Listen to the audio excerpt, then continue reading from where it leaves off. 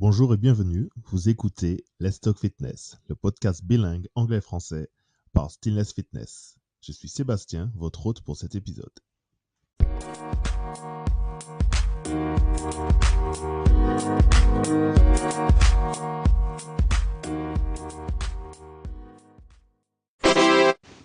Major Mouvement, bonjour et bienvenue à Let's Talk Fitness.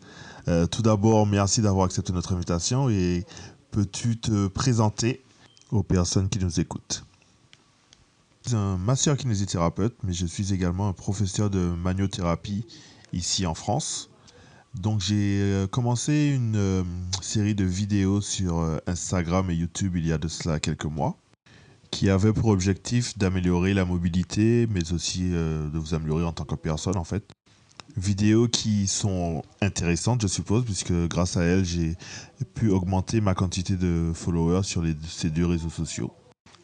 Ok, super intéressant. Donc, peux-tu nous dire en fait qu'est-ce qui t'a donné envie de pratiquer cette profession? Est-ce qu'il y a quelque chose en particulier qui a euh, généré une envie chez toi, qui a, comme on dit, déclenché en fait cette envie de pratiquer le métier de kinésithérapeute? Ok, alors étant plus jeune, quand j'avais 15 ans, j'étais un grand fanatique de la série TV Scrubs. Donc, une fois que j'ai eu mon baccalauréat, j'ai commencé des études de médecine qui m'ont emmené donc au métier de kinésithérapeute. Je suis devenu donc master kinésithérapeute depuis 2010. Et depuis que je suis diplômé, je continue à me développer, je continue à faire des formations à droite à gauche et je suis également en fait devenu professeur de magnothérapie ici en France. Ok, d'accord. Alors, hormis la série Scrubs que tu as mentionné un petit peu plus tôt, est-ce qu'il y a une autre raison pour laquelle en fait tu t'es dit, tu as décidé, bon ben moi je veux être acteur de la santé, je veux travailler dans ce milieu. Ok, alors ce qu'il faut savoir c'est que depuis tout jeune, encore une fois, j'ai toujours aimé cette idée qu'uniquement avec mes mains et avec très peu d'outils, je suis en mesure en fait de réparer les gens, de les faire se sentir bien. Et j'ai toujours également aimé cette idée de comprendre le corps humain, de comprendre comment il fonctionne et comment, avec très peu d'outils, je peux améliorer ses performances. Donc c'est ce que j'aime en fait avec le métier de kinésithérapeute, c'est que uniquement avec mes mains et quelques mots, je peux faire les gens se sentir mieux. Ok, alors nous allons commencer une partie un petit peu plus spécifique du podcast là. Ma question pour toi, est-ce que tu peux me donner ton avis sur le bodybuilding et notamment en fait le rôle qu'il joue dans la société d'aujourd'hui, l'influence qu'il a auprès de la population, mais également la mauvaise interprétation que certaines personnes en font. Par mauvaise interprétation, ce que j'entends en fait, c'est certaines personnes pensent que bodybuilding égale sport santé, égale bien bouger, égale se sentir bien. Donc, donc concernant le bodybuilding, je pense que c'est une bonne chose, surtout pour les personnes qui le pratiquent puisqu'il leur donne une raison de se réveiller le matin, il leur donne une raison en fait de rester actif, de faire du sport, de se dépenser. Donc pour moi c'est une très bonne chose. Il y a juste une seule chose que je n'aime pas trop en fait avec le bodybuilding et que j'aimerais partager avec vous aujourd'hui, c'est que le bodybuilding possède une image très forte. Mais par rapport à ça en fait, il y a certaines personnes qui veulent simplement en fait être tactiques, veulent simplement faire du sport pour leur santé, mais qui confondent le bodybuilding qui, lui, est très exigeant, qui requiert quand même une certaine discipline de vie, notamment par rapport à la nourriture, par rapport aux entraînements, par rapport au rythme de vie, par rapport au sommeil, avec le sport santé qui, lui, nécessite que vous alliez à la salle 2 à 3 fois par semaine pour une pratique modérée. Donc je pense que mon boulot en tant que masseur kinésithérapeute est d'éduquer les gens et de leur faire comprendre en fait qu'il y a une très grande différence entre le bodybuilding et toutes ces exigences, d'une part, et le sport santé qui nécessite juste une pratique 2 à 3 heures par semaine. Et c'est d'ailleurs une des raisons principales pour laquelle je me suis inscrit sur les réseaux sociaux, pour éduquer les gens et leur faire comprendre en fait qu'il y a différentes façons de rester actif sans pour autant être trop exigeant avec soi-même. Je pense que tu ne pouvais pas dire les choses d'une meilleure façon, Major. C'est un message en fait que moi aussi, en tant que personal trainer, je dispense à mes clients. Je leur fais comprendre que le tout n'est pas comme on dit, de look good en anglais, mais c'est de bien se sentir dans sa peau, dans son corps, dans sa tête. J'ai plein de personnes qui viennent me voir et qui souvent me disent oui, j'aimerais faire du sport parce que je souffre de sciatique ou bien parce que j'ai une cheville faible. Et l'une de leurs premières remarques est je veux faire du sport, mais je veux pas grossir, je ne veux pas devenir musclé. Donc je leur fais comprendre que pour qu'ils puissent grossir, pour qu'ils puissent devenir comme des bodybuilders, ils n'imaginent même pas en fait la quantité de travail que cela demande. Et surtout que cela n'arrivera pas s'ils pratiquent 2 heures par semaine. Exactement, exactement. Alors, dans le domaine fitness, de l'entraînement, quel est le meilleur conseil qui t'a été donné? Alors, le meilleur conseil qui m'a été donné était en fait un très mauvais conseil. Je le considère comme étant un bon conseil parce que depuis ce jour, en fait, j'ai commencé à remettre en question tous les conseils qui me sont donnés. Donc, la raison pour laquelle j'ai décidé de remettre en question le tout, c'est tout simplement parce que le conseil qui m'a été donné était une idée reçue. À ce moment, je travaillais sur le renforcement de ma zone lombaire et il y a un mec plutôt costaud, plutôt baraqué, qui vient me voir et qui me dit que je ne devrais pas en fait effectuer ce genre de mouvement pour ne pas me faire mal au dos. À l'époque, j'avais 20 ans. Bon, je me suis dit, le mec il est baraqué, il est costaud, il doit savoir de quoi il parle. Même si moi je suis un kiné, mais bon, il doit quand même savoir de quoi il parle. Donc c'est très certainement un bon conseil. Donc après cette petite expérience, j'ai réfléchi pendant plusieurs semaines en fait. Je me suis dit, mais pourquoi en fait, pourquoi il a dit ce qu'il a dit Euh, Pourquoi je ne devrais pas aller en extension lorsque c'est l'une des différences majeures qui existent entre nous et les animaux, d'autant plus que nous, en tant qu'êtres humains, nous sommes debout en fait sur 2 pieds, ce qui nous permet en fait justement d'avoir cette extension maximale que les animaux qui sont à 4 pattes n'ont pas. Donc en fait, ce conseil m'a permis de me remettre en question, mais aussi de remettre en question tous les conseils qui m'ont été donnés après. Oui, c'est très important en fait de remettre en question les conseils qui nous sont donnés, surtout pour savoir en fait l'origine, en connaître l'origine et savoir s'il s'agit d'un bon ou d'un mauvais conseil. Donc demander d'autres avis pour être sûr qu'on peut en fait s'assurer qu'il s'agit d'un bon conseil. Il y a une si grande quantité d'informations disponibles à nos jours euh, qu'on peut s'y perdre en fait. Ce qui peut nous mener à faire soit trop peu, soit pas assez, ou alors à ne pas faire les bonnes choses pour notre corps. Donc avant de commencer avec notre sujet principal, j'ai une dernière question. Si tu devais rencontrer Major Movement, donc le jeune Major Movement d'il y a 10 ans, avec les connaissances, avec le savoir, avec l'expérience que tu as actuellement, quel conseil tu lui donnerais? D'être patient. La patience, c'est la clé. Il n'y a pas de bon ou de mauvais mouvement. Il y a juste un mauvais timing. Ton corps peut faire n'importe quoi. Il faut juste que tu prennes ton temps et tu peux faire ce qu'il te plaît. Tu peux faire ce que tu veux, ton corps va suivre, mais il faut juste que tu sois patient. Quand j'étais plus jeune, je voulais avoir une réponse tout de suite en fait. Donc j'imaginais que les choses étaient soit noires, soit blanches. Et maintenant, avec l'expérience, avec la connaissance, je me rends compte en fait que les choses sont plutôt grises. Ce qu'il faut, c'est être patient et apprendre à connaître en fait ce qui est noir, ce qui est blanc. Et puis surtout, prendre le temps de se sentir à l'aise dans les exercices et dans les mouvements que vous faites. Tout ce que ça demande, c'est du temps pour permettre en fait à votre organisme, pour permettre à votre corps de s'habituer à ces nouveaux mouvements et à ces nouvelles positions. Ok, alors il est temps pour nous de passer à notre sujet principal, qui est la lombalgie. Donc Major va nous expliquer un petit peu comment il traite du sujet, à quelle fréquence ses patients viennent le voir pour la lombalgie et quelques petits conseils qu'il aurait à vous donner pour pouvoir vous en débarrasser si vous en souffrez.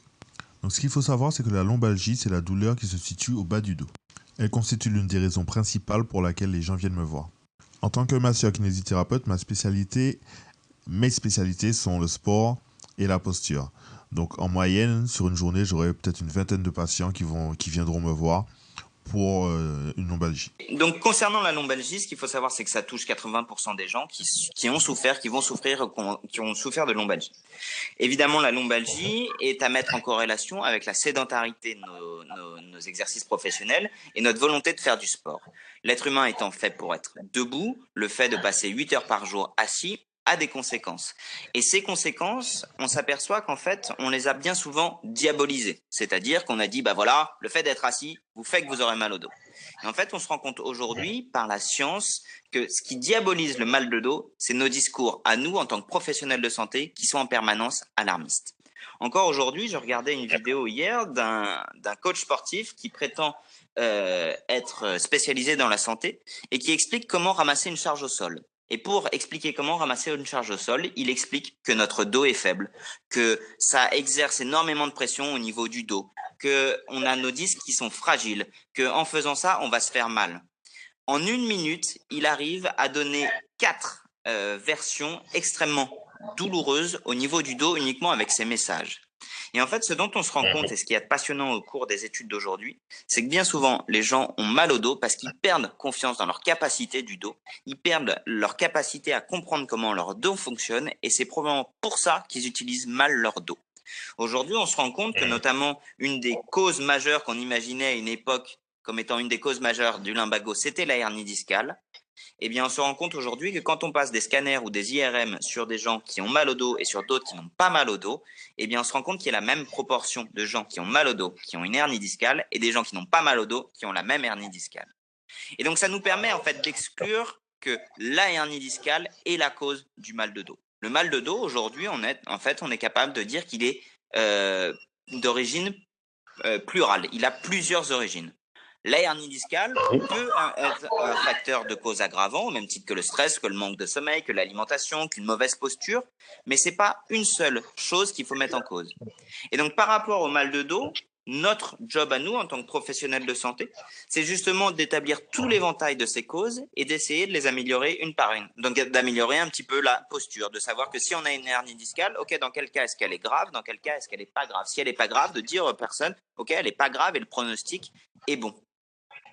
Donc, je vais quand même faire une petite parenthèse parce que, en tant que professionnel de santé, il est important que je le dise. Quand est-ce qu'une hernie discale est grave? Quand on a un déficit moteur au niveau du pied ou un gros déficit sensitif. Donc, moteur, ça veut dire que vous cherchez à bouger le doigt de pied et le doigt de pied ne répond pas. Ça, c'est une urgence absolue et il faut aller voir un médecin, il faut aller voir aux urgences parce que parfois, ça peut même être le cas d'une opération chirurgicale. La douleur en elle-même, seulement la douleur dans la fesse, c'est pas une urgence absolue et souvent même par rapport à ça, le pronostic est assez bon si jamais on observe une bonne hygiène de vie qui va aller à côté. Donc, on diabolise énormément le mal de dos parce que la douleur est importante, parce que la répercussion fonctionnelle est souvent importante. C'est des gens qui vont être en arrêt de travail, parfois qui vont avoir envie de décrocher de leur job, qui vont avoir envie de décrocher de leur activité sportive, qui vont parfois avoir envie de décrocher de la vie tout simplement tellement ils se sentent handicapés. Et en fait, nous, notre job aujourd'hui en tant que professionnel de santé, c'est d'arrêter de dramatiser la situation en disant « Ok, votre dos, il est capable d'encaisser. Par contre, il est capable d'encaisser, on va vous amener d'un point 0 à un point 1, à un point 2, à un point 3 pour vous montrer que votre dos, il est capable d'encaisser. » Donc quand vous voulez renforcer votre dos et si vous voulez éviter d'avoir des douleurs au bas du dos, vous devez prendre votre temps et évoluer progressivement, en termes de charge, mais également en termes de mobilité. C'est pour ça qu'en plus tôt, tu m'as posé la question à savoir quels conseils j'aimerais donner aux jeunes majors mouvements. Progressivité, notamment parce qu'avoir mal au dos maintenant ne veut pas dire que vous aurez mal au dos dans 2 mois, que vous aurez mal au dos dans 3 mois, dans 6 mois ou dans 1 an. Si vous voulez vous débarrasser de cette douleur ou tout simplement si vous voulez guérir de vos maux de dos, vous devez choisir des exercices qui soient adaptés. Vous devez prendre votre temps pour que le processus se fasse dans les meilleures conditions. Ce qui veut dire que si vous avez des douleurs, prenez le temps de charger un minimum ou de ne pas charger du tout. Travaillez juste en dessous de votre seuil de peine et vous progressivement votre seuil va augmenter et votre tolérance va s'améliorer et vous pourrez petit à petit augmenter les charges. Le fait de vous donner du temps va vous permettre de guérir votre corps, mais aussi de réparer vos muscles. Donc le renforcement musculaire du dos, il se fait Progressivement, il se fait petit à petit, 10-15 minutes par jour, 2 à 3 fois par semaine, et là vous verrez des résultats et vous réussirez à guérir de vos douleurs. Quand je parle de patience, je ne parle pas de repos par contre, puisque nous savons que le repos n'est pas la solution. Donc si vous vous réveillez le matin avec une très forte lombalgie, vous prendrez entre 2 et 3 jours de repos, pas plus. Mais après tout, il va falloir recommencer à bouger. En fait, maintenant nous savons que la lombalgie est due à un spasme musculaire, c'est-à-dire en fait les muscles qui se contractent de façon intense dans le bas du dos, ce qui génère la douleur. Et la meilleure façon de soulager cette douleur, ce n'est pas de prendre des antidouleurs ou alors d'avoir des massages, mais c'est bien le mouvement. Il va donc vous falloir apprendre à bouger lentement, doucement, afin que les muscles de votre dos comprennent le message et qu'ils se relâchent petit à petit. Maintenant, ce qui est important de comprendre, en fait, c'est que notre corps est une machine formidable. Et comme c'est un ordinateur formidable, et comme tout ordinateur, des fois, il bug. Il va donc falloir lui donner les informations nécessaires afin qu'il puisse comprendre qu'il peut redémarrer. Bien sûr, ce redémarrage prendra un certain temps, donc c'est à vous de lui donner les informations nécessaires pour qu'il puisse comprendre en fait que le redémarrage est en cours, et à vous de bien écouter tous les feedbacks qu'il vous envoie. Plus vous chercherez de feedback et plus vous chercherez à comprendre ce qui se passe, et mieux ce sera, plus performant sera ce redémarrage. Soyez donc patient, prenez votre temps, bougez, et si vous avez quelques questions, n'hésitez pas à les poser soit à votre médecin généraliste ou encore à votre kinésithérapeute. Je vous remercie beaucoup pour cet exposé magnifique. J'espère que toutes les personnes qui nous écoutent en ce moment ont pris des notes, parce que moi j'en ai prises. Et j'espère également que tous ceux et toutes celles qui souffrent de lombalgie ou encore de douleurs au bas du dos vont en mettre en pratique en fait tous ces petits conseils dont tu nous as gratifié aujourd'hui. Je suis très content et très heureux de voir en fait que nous sommes sur la même longueur d'onde, parce que en fait depuis toujours je me tue à dire, à enseigner, à transmettre à toutes les personnes que j'entraîne, à toutes les personnes avec qui je parle de douleur de dos, que le dos n'est pas aussi faible qu'on peut l'entendre, qu'on peut nous faire l'entendre en fait, et que il peut encaisser beaucoup à condition qu'on le prépare, à condition qu'on soit patient, et surtout à condition qu'on ait confiance en nos capacités. Ce n'est pas parce que telle ou telle personne vous a dit dans le passé que vous ne pouviez pas faire certains mouvements ou que vous ne deviez pas faire certains mouvements que c'est le cas. Encore une fois, remettez en question toutes les choses qui vous sont dites, même si ça vient de moi. Consultez un autre professionnel, consultez un kinésithérapeute, consultez un ostéopathe, consultez un médecin. Cherchez à avoir différents avis pour voir lesquels se rejoignent et donc qu'est-ce qui est possible et qu'est-ce qui ne l'est pas. Contrairement à certaines choses qui ont pu vous être dites dans le passé, toutes les données qui vous ont été fournies aujourd'hui, toutes les informations qui vous ont été fournies jusqu'à présent sont tirées d'études, sont tirées de données scientifiques. Donc, il y a une preuve derrière. Faites confiance à Major Mouvement, commencez à bouger. Lentement, mais sûrement. Si vous ne savez pas quels exercices faire, vous pouvez toujours demander conseil. Et s'ils ont peur, c'est souvent parce qu'ils préfèrent se rassurer en se disant mon dos n'est pas fort, donc j'arrête tout en fait. Maintenant, les données ont montré que sur les 80% de personnes qui souffrent de maux de dos, de lombalgie, seulement entre 1 et 5% sont des cas graves. Pour tous les autres, c'est une douleur en fait qui s'améliorera avec le temps, à condition qu'ils commencent à bouger, qu'ils améliorent leur posture, qu'ils dorment bien et qu'ils se nourrissent bien. Super Major, merci beaucoup. Donc maintenant, quels sont 3 conseils que tu donnerais à quelqu'un qui pense que son dos est faible? Ce qu'il faut savoir, c'est qu'au réveil, il vous faut entre 10 et 30 minutes afin de dégourdir votre dos. Donc si c'est une douleur dont vous faites expérience au réveil, ce serait une bonne chose que vous commenciez à bouger dès le réveil. Donc par bouger, ce qu'on entend, c'est il faudrait que vous soyez en mesure de dissocier votre bassin du bas de votre dos.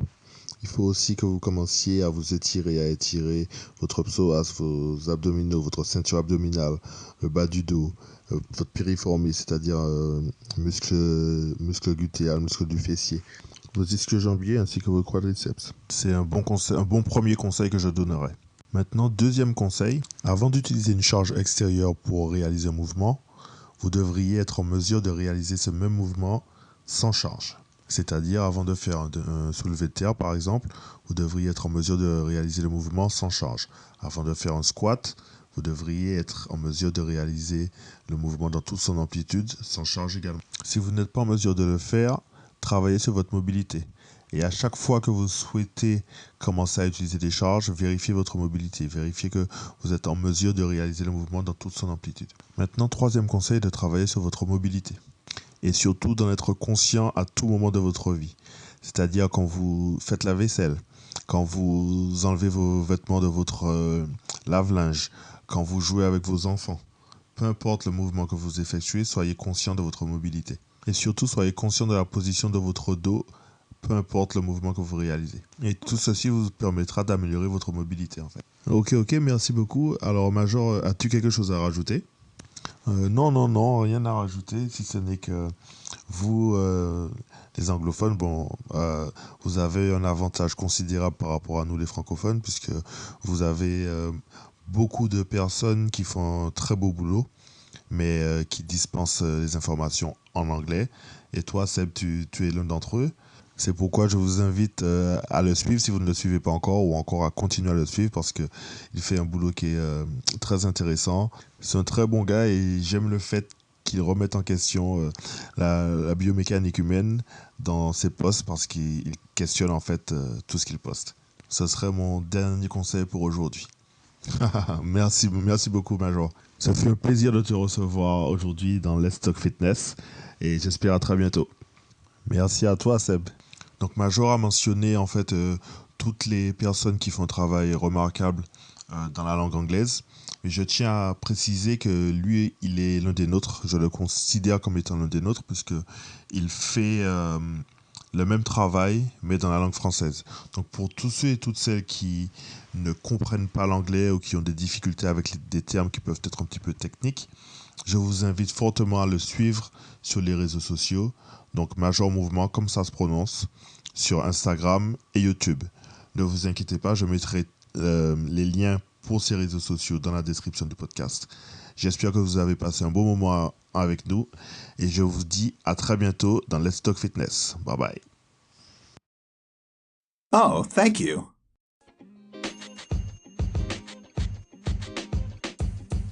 The podcast you just heard was recorded with Anchor. If you want to make your own, download the Android or iOS app completely free from anchor.fm/podcast. That's anchor.fm/podcast.